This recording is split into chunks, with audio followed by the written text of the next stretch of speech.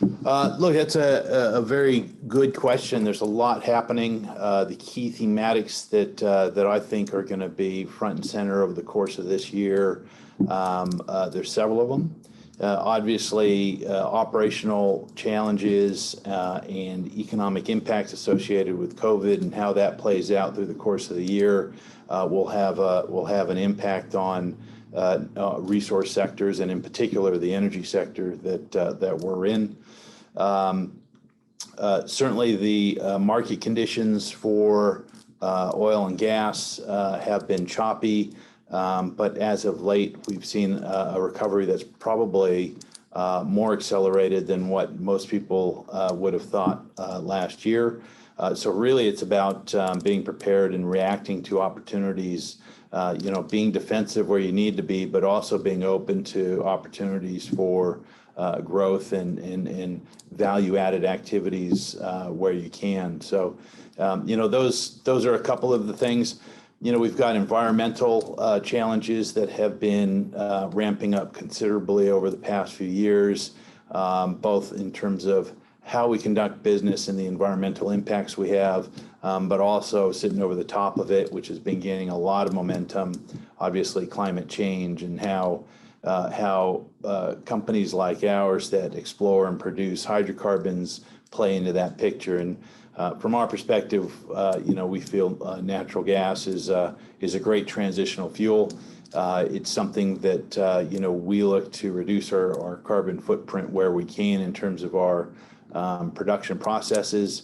But we think certainly the medium term for gas is very positive in the sense that it plays, I think, an important role to a lower carbon emission future. Look, that's an important question. It's something that both management and the board look at.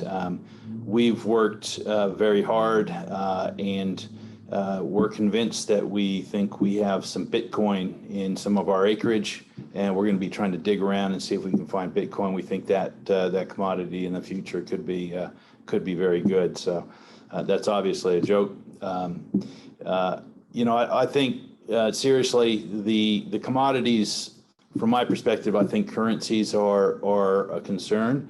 I think a lot of what the monetary policies that we've seen around the world in response to the global downturn, but also COVID, has put us in an area where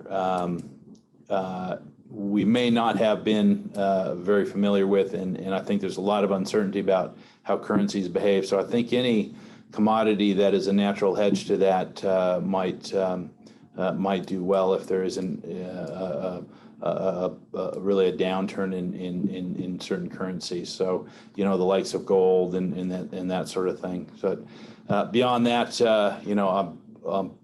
I'll be throwing darts just like the rest of us.